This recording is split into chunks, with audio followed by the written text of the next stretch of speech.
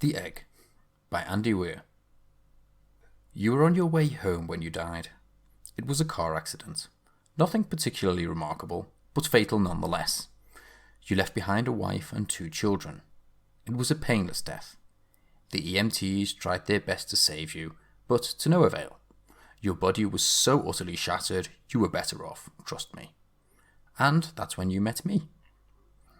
What happened? You asked. Where am I?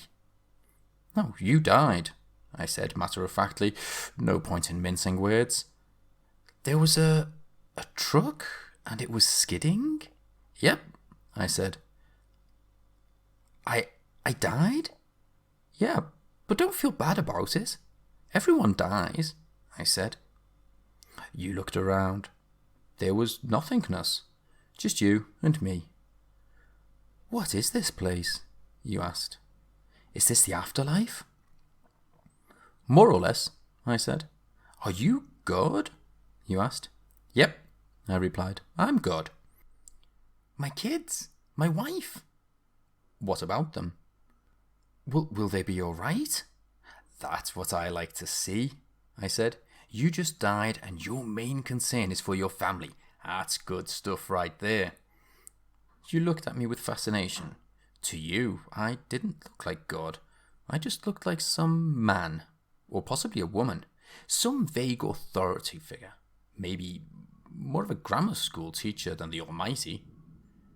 Don't worry, I said. They'll be fine. Your kids will remember you as perfect in every way. They didn't have time to grow contempt for you. Your wife will cry on the outside, but will be secretly relieved. To be fair, your marriage was falling apart. If it's any consolation, she'll feel very guilty for feeling relieved. Oh, you said. So what happens now? Do I go to heaven or hell or something? Well, neither, I said. You'll be reincarnated. Ah, you said, so the Hindus were right. All religions are right in their own way, I said. Come on, walk with me. You followed along as we strode through the void. Where are we going? Oh, nowhere in particular, I said. It's just nice to walk a bit while we talk. So, what's the point then? You asked. When I get reborn, I'll just be a blank slate, right? A baby. So all of my experiences and everything I did in this life won't matter. Oh, not so, I said. You have within you all the knowledge and experiences of all the past lives. You just don't remember them right now. I stopped walking and took you by the shoulders. Your soul is more magnificent, beautiful, and gigantic than you can possibly imagine. A human mind can only contain a tiny fraction of what you are. It's like sticking your finger into a glass of water to see if it's hot or cold. You put a tiny part of yourself into the vessel, and when you bring it back out, you've gained all the experiences it had. You've been a human for the last 48 years, so you haven't stretched out yet and felt the rest of your immense consciousness. If we hung out here for long enough, you'd start remembering everything, but there's no point to doing that between each life. How many times have I been reincarnated then? Oh, lots and lots. And into lots of different lives, I said.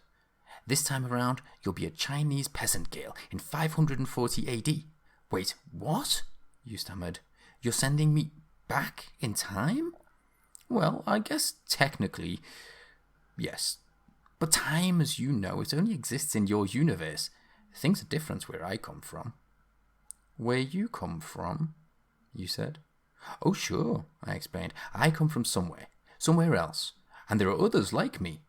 I know you'll want to know what it's like there, but honestly, you wouldn't understand.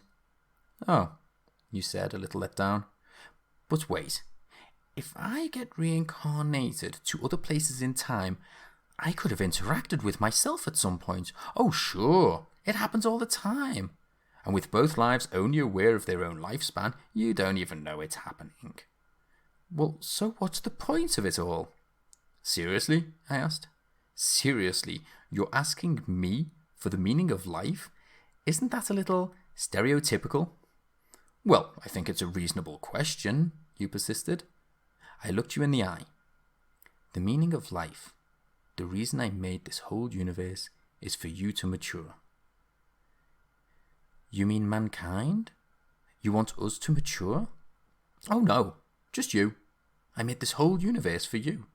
With each new life, you grow and mature and become a larger and greater intellect. Just me.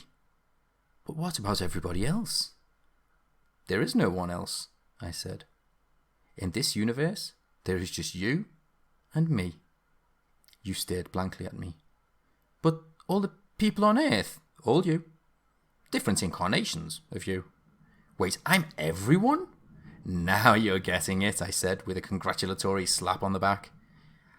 I'm every human being who ever lived, or who ever will live, yes.